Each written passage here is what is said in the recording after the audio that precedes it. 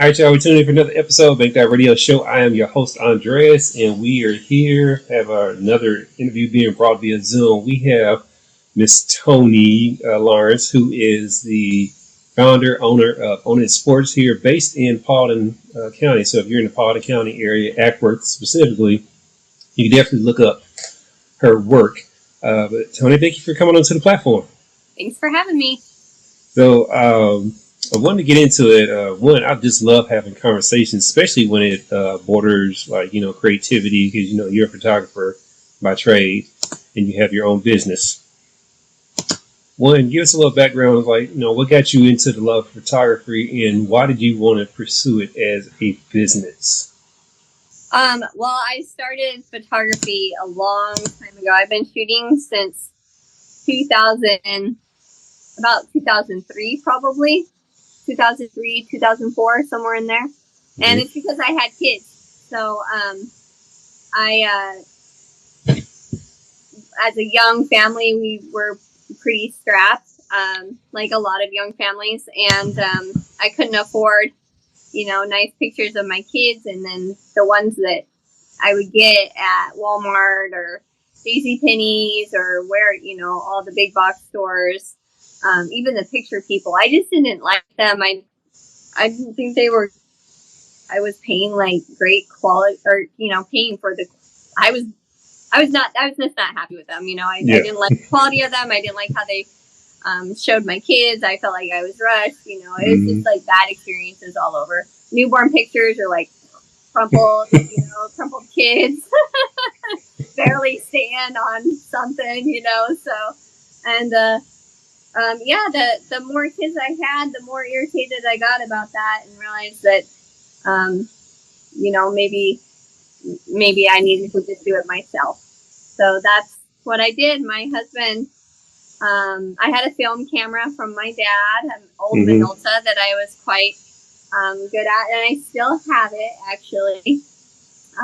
I'll use it whenever I get a film bug, but my husband bought me my first digital camera, which was a Canon Rebel XT, and I still have it too. I have all my bodies, and I just started taking pictures. Eventually, got good enough to charge some money, a little bit of money, to do what I loved, and then it eventually just grew and grew and grew, and I think the busier and the older you get, you kind of learn what genre you want to be in, or, what niche you want to practice. And so that ended up, I've done everything. I've done weddings, boudoir, kids, families, events, corporate stuff, headshots, you name it. I've done it, real estate. And so I just kind of like, maybe it's because I was growing with my kids, but I got really heavy into sports and sports photography, and not so much like the action part of it, but more of the volume side of sports. So that's what I do now. That's all I do. It's just. So you mean the volume side? You're talking about the professional pictures that they take for their profiles and just taking them the whole team and stuff. Right. Yep. So volume photography can be defined as basically you're processing a volume of pictures instead of working with one client at a time, which I do also do that I do senior pictures as well for high schoolers. My main clientele is the high school athlete.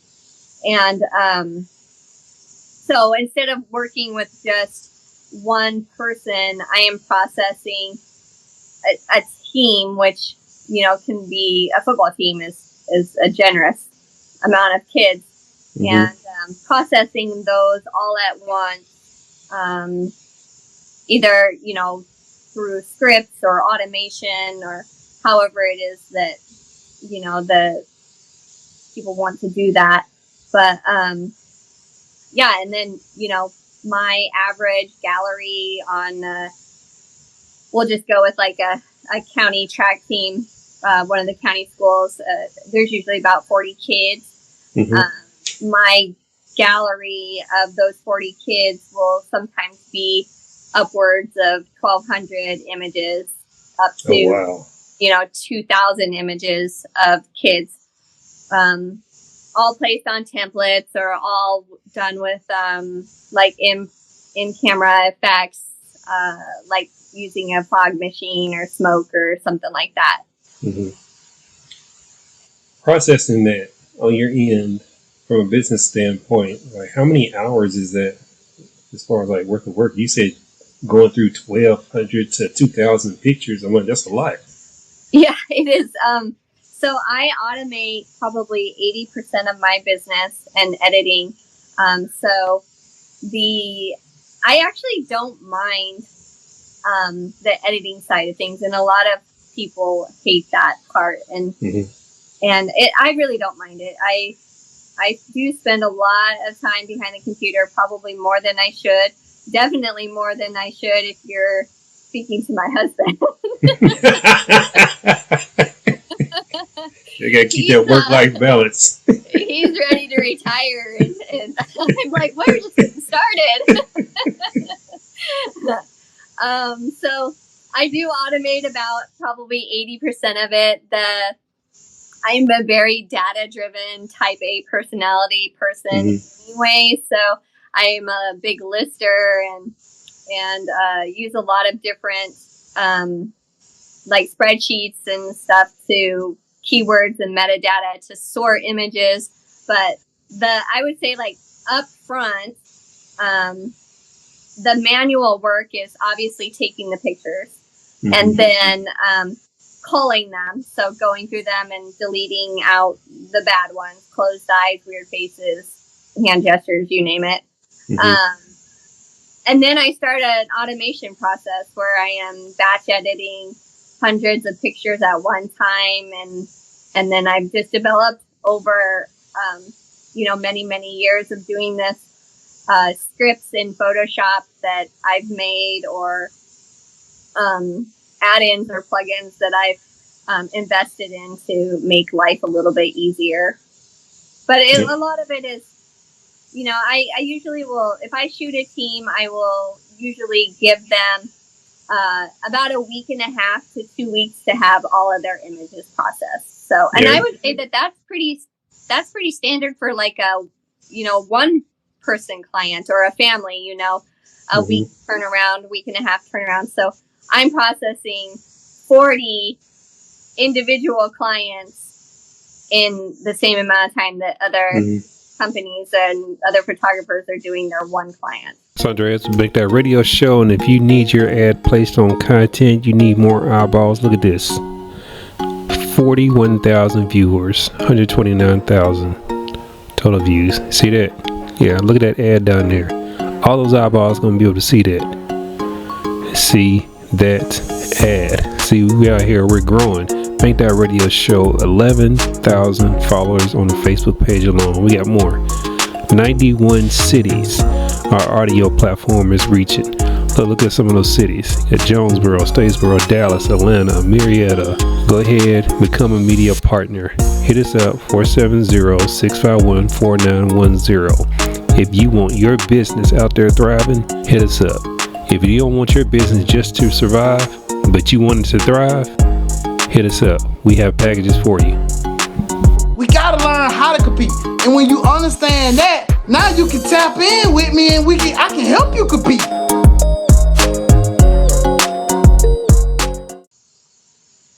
So getting started and like landing those types of clients, how are you able to go into the school system and land pictures for the teams?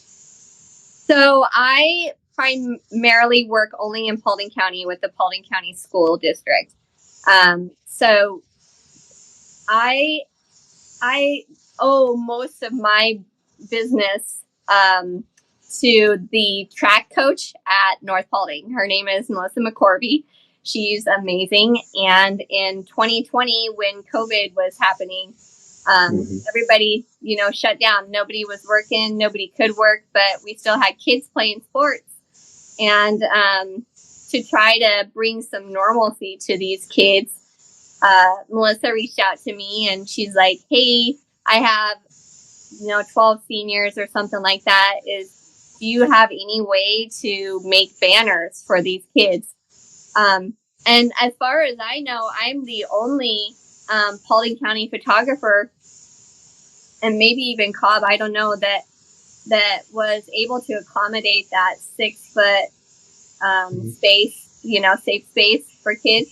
We had kids. I have a double deck in the back of my house, and so I was able to put the kids in one corner, and they would come up the deck, and I would be in the back corner of our deck and just shoot kind of diagonally across. So it gave us about 15 feet of distance, probably. Really safe. And so kids would come up one side of the deck and they would go down the other side of the deck and out the yard, and we were outside and safe. So after we did the track team, Melissa was referring me to the other coaches and teams in North Paulding, and then parents would refer me out to, their friends and stuff. And so I really only work on a referral basis by word of mouth for the most part. So I've been pretty blessed.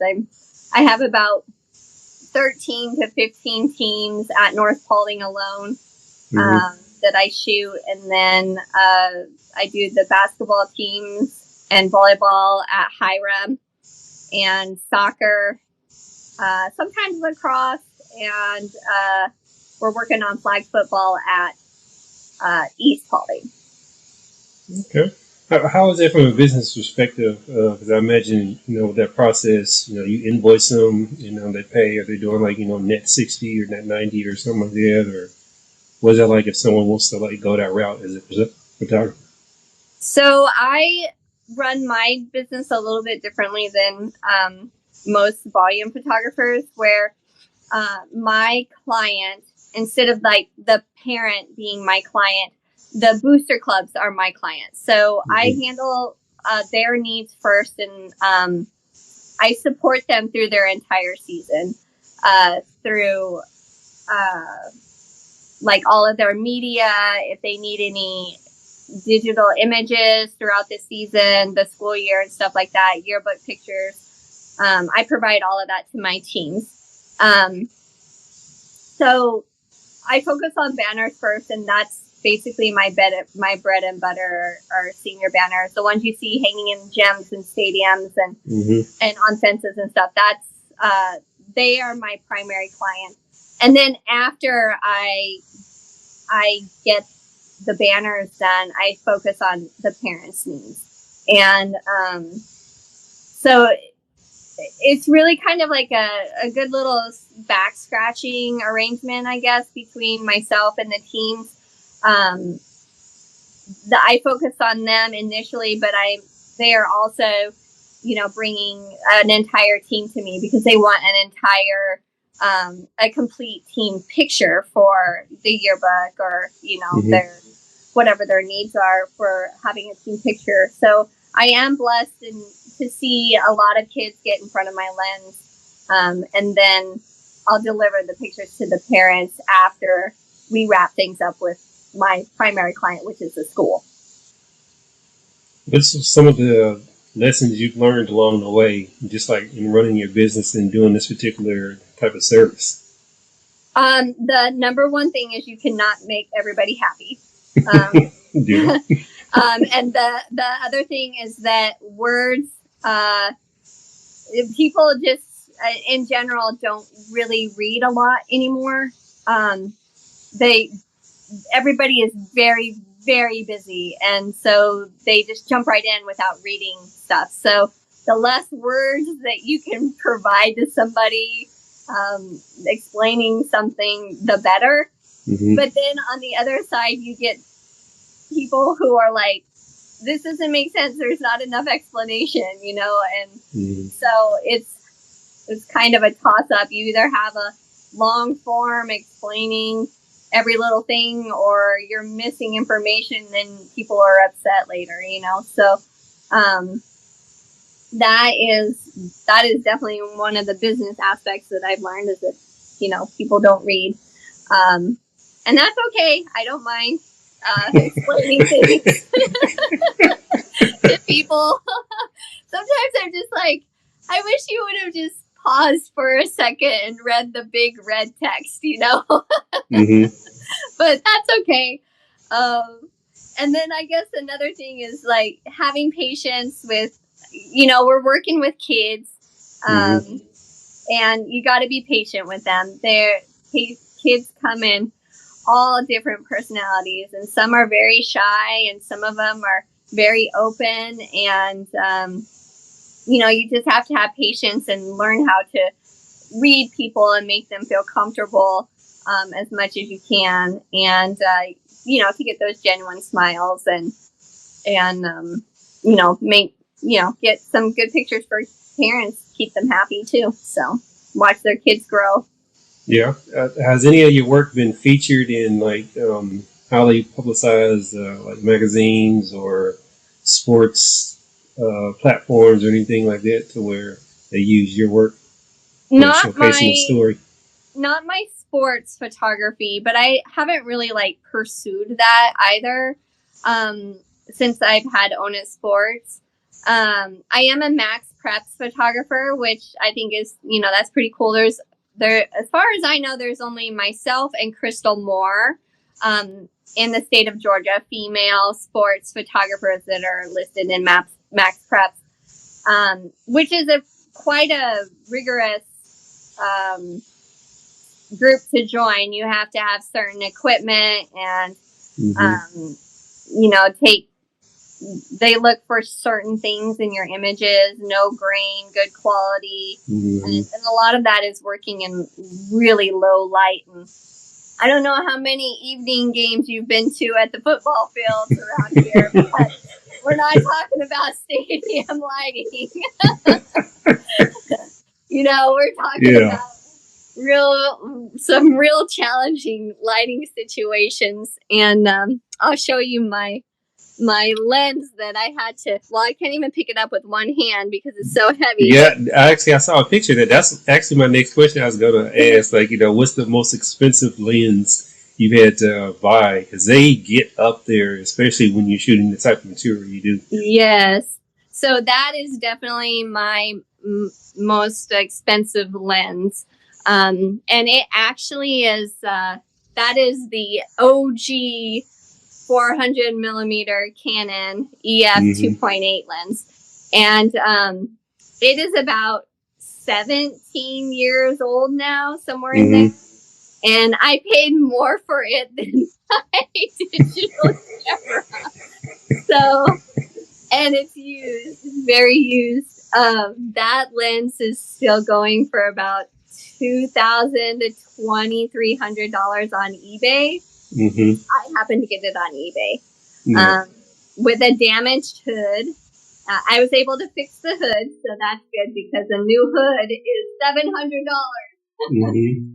And it is heavy. By the time I get my camera body on the lens, it's about a 15-pound setup. So that lens, I think, even with using it on a monopod, has probably significantly contributed to me having to give up action sports and some other things, where my hand joint has just gotten so bad in my thumb that I can't shoot anymore with that lens. It's just too heavy. So I haven't decided if I want to sell it yet or not, because it was such a feat to buy. No, I definitely get that. So you've been doing this for a while now.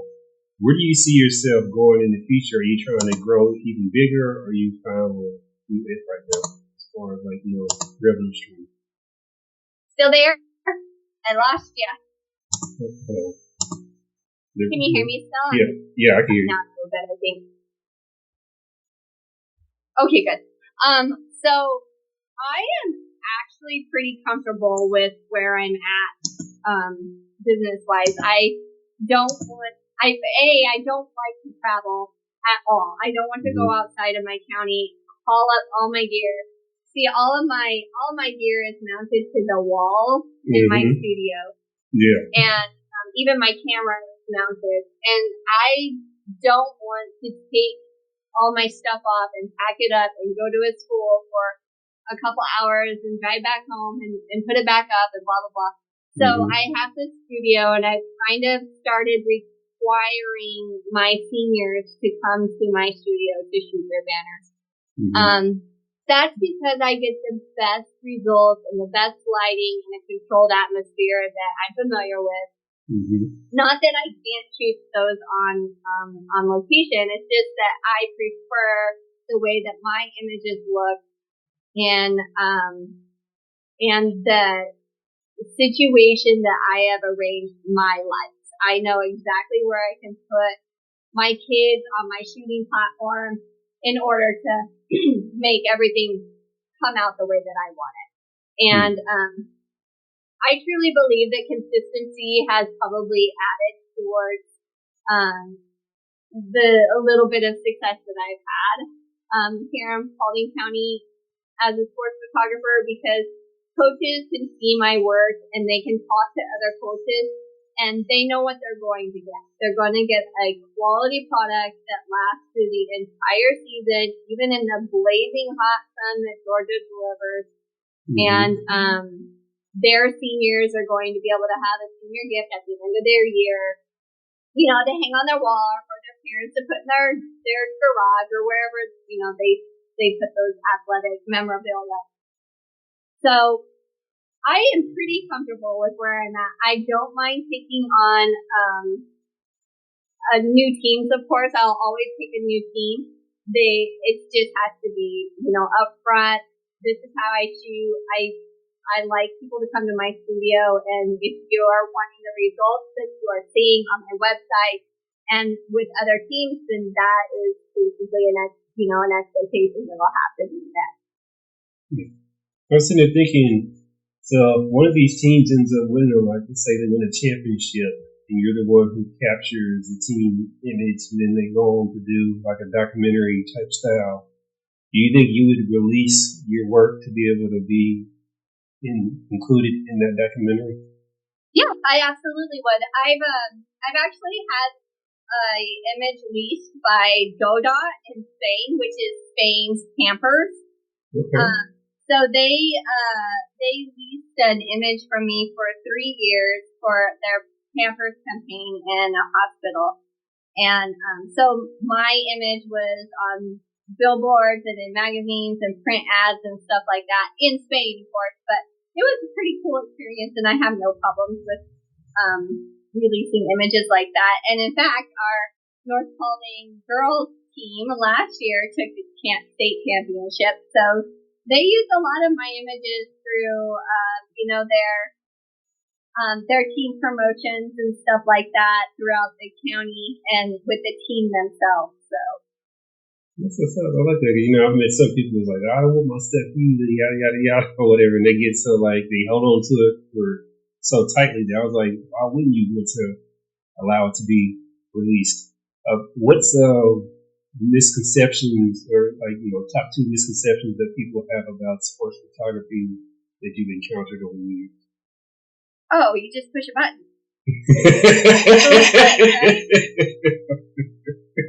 Just a little clickaroo. That's it. Then you're done. What do you say to those people, when they have that type of mindset, or you're just pushing the button? Did you explain to them everything you have to do, or you're like, you know what, I'm not even going to waste my time? So, unfortunately enough, a lot of my parents come to the sessions with their kids. And so they see it, they come in and they're like, wow, you got a great setup, and then my camera's mounted, they're seeing it. I shoot tethered. So when we take a picture, it goes to the monitor and they can see it. So they obviously know that, they're seeing like lights and walls and stuff on the outsides of it. they obviously know there's got to be some behind the scenes magic for, for it to go from an image straight out of the camera to a senior banner that has been highly customized. I've been pretty fortunate to have very understanding teams and players and parents and coaches and booster clubs. I think the only other thing that I run into sometimes is this generation in particular, they like very natural images. They don't want to see themselves overly edited. They want their skin to be very natural looking. And so when you are processing that many images, hundreds and hundreds of images at one time, you have to be able to find that happy scenario, that middle ground where you're cleaning up skin, but not changing the skin of somebody. So that has definitely been a challenge and a misconception as well. The kids nowadays, they want natural looks, and having parents come in and see everything that goes into it, from the scheduling, because I work full time too. I have a full time job. I work 40 hours a week during the daytime. Sorry, my pup is Give us some love. Yes, he does. So I only shoot 2 hours a night in the evening, and I've gone to every other day. So if I shoot 2 hours on Monday in the evening, then the next shooting day is going to be Wednesday, and that's to keep the peace in my household, because I tend to work a lot, and so it's a lot to schedule, to be able to schedule 40 kids, 50 kids. South Cobb football team had 80 kids. I know North Spalding has about 80 kids in their football team. Now I only do the seniors for the football teams now, so that brings it down to about 40 kids, which is nice and it's doable for me. I have learned that sometimes I overestimate what I can handle, and I've learned that marching bands are very difficult for me because they're 130 heads or so, somewhere in there. And that would definitely require me going to the school in a couple of days by myself. And so that's not really something I want to do anymore at this stage in my life. I want to focus on senior banners. 40 kids is great. Anything after that, we'll have to figure something else out. Yeah. Have you had to do jobs where you collaborated with other photographers in order to pull off the project? Yes, actually. I did Acworth football and cheer one year. That was about 180 kids. And I flew my friend in from Colorado to help with that. And I could have found somebody here locally, but he wanted to learn volume himself. He's a great friend of my husband, so they wanted to hang out and, catch up. That's where I'm from. I'm from Colorado. And then I also am a big proponent of teaching and mentoring. I've mentored several high school kids in the area in Paulding County who've gone on to shoot in college or try to have their own business. Local legends, I've worked with them. They do a football camp, a free football camp with students and student athletes who have gone on to play pro or somewhere in college, and they do a little kiddie camp down at, I think it's at East Spalding. I haven't been able to do that the last 2 years. I've been out of town, and then I've had my joint problem in my hand. So I referred that out to my friend Wyatt, and he's from North Spalding, a student there. So I do believe a lot in passing, not being a gatekeeper, and teaching, and only good things come from passing on information to our younger generations.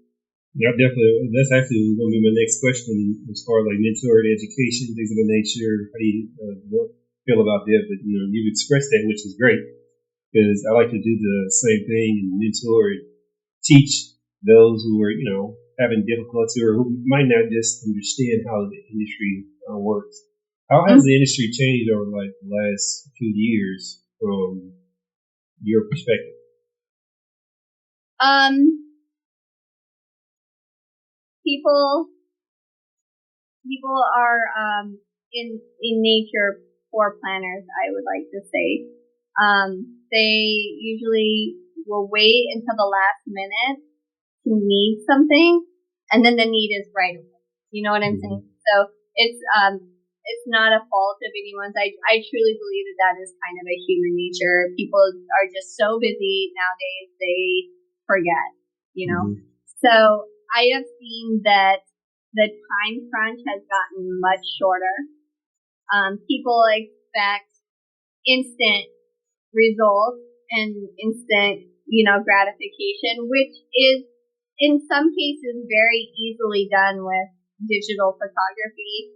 And the way that you shoot, if we're shooting, like smoke and fog and, or like a mist, those types of images take very, very, very little editing. I, actually shot, I think I had 10 kids last night, football kids, and, no, I had 12. And I've already finished their black set. I call it a black set because it's on a black paper. And, so we did smoke. And I've already finished editing those images for parents. I was getting ready to post them later this evening as a little sneak peek, and then I'll have more kids tomorrow. But people want things instantly, and in some cases you can get them pretty quick, especially with action photography. I've shot a basketball game at North Colton, and at halftime I uploaded the images from my camera using my phone's Wi-Fi to SmugMug, and I sent a link to Coach Willis. And he's like, "How did you do that?" And I'm like, "Wi-Fi." So they had images before the game was finished, and between the girls' game and the boys' game, I had the girls' images up before the boys' game even started. So there is some. You are able to do it. The problem that I have had with the instant stuff is that once you do it one time, it's expected, and it's expected out of everyone from there on out. And I just don't have that time. I don't have that kind of time, and so I can do it sometimes, but I can't guarantee that I'm going to be able to turn that around instantly every single time. So that is definitely something that I've seen over time. Also, I think because of AI and digital and stuff like that, I really do believe that the art aspect of photography has been lost. It's been lost to time, and people don't value art like they used to. And I do think that that's a generational thing. When I was growing up, I took art all through high school. It was my favorite class, my favorite teacher, everything. I can tell you so many different things about Monet, Renoir, Van Gogh, and going into an art museum like the Smithsonian, I can spend hours there, looking for a particular painting and know things about that painting. Where I don't think that it's not that it's the kids aren't interested in it.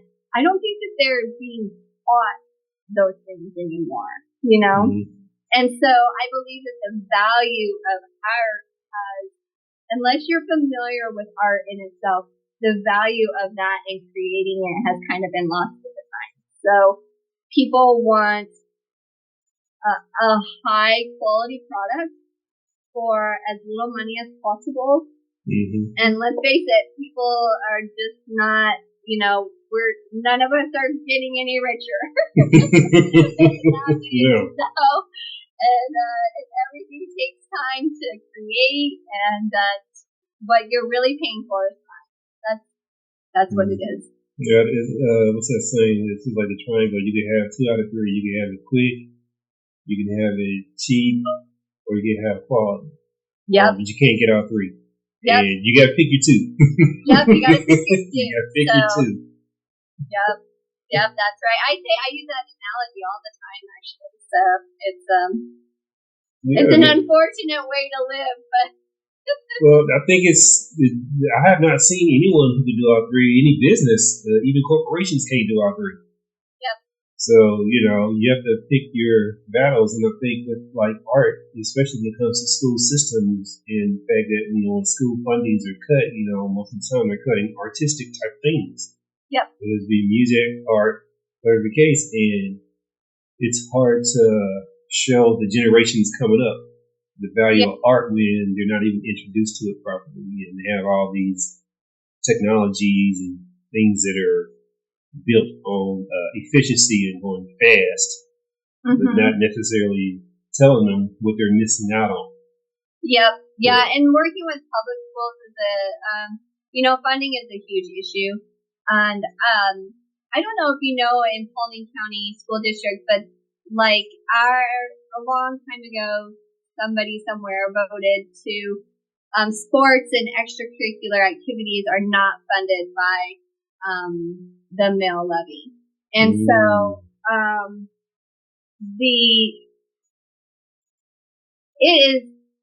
fundraising is really imperative to sports programs, and not just any sports, not just sports programs, but any extracurricular program in the high school that are giving these kids something to do other than, all the things that they shouldn't do.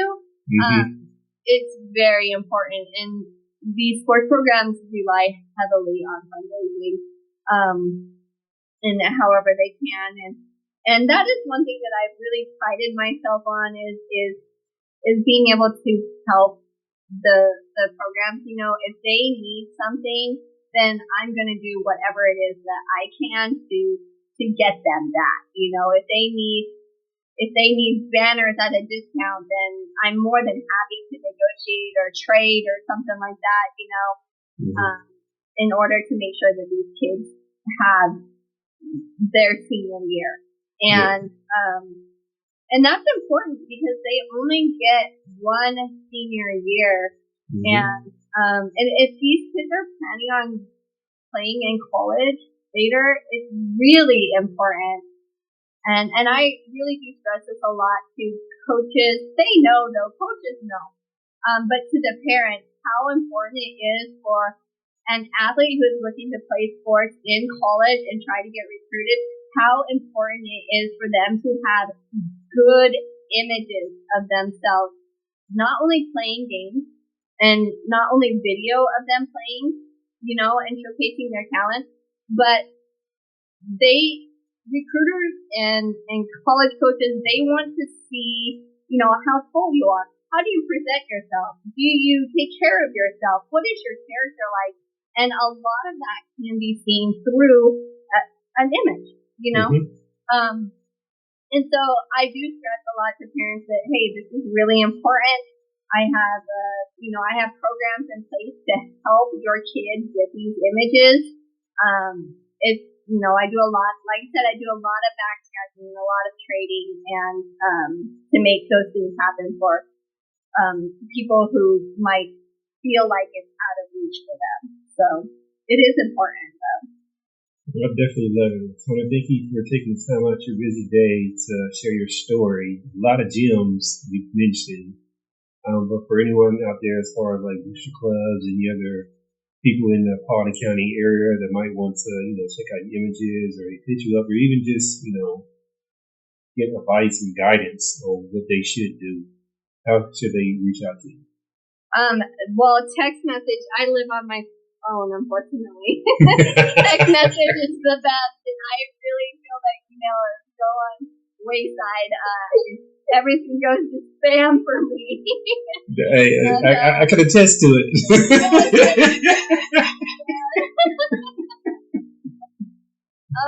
And Instagram is my social. So that is the platform that I choose is Instagram. I'm on there. All my handles are Own It Sports. Like you own something. Own It Sports. And I'm on Facebook, Instagram, and they can text me, and that number is on my website.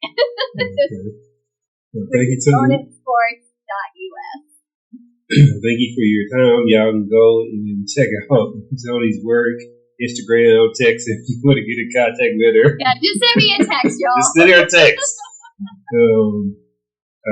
Y'all keep supporting the platform and everybody that we bring on here and go and check out their work. I'm your host, Andreas, from Bankedoutt Radio Show.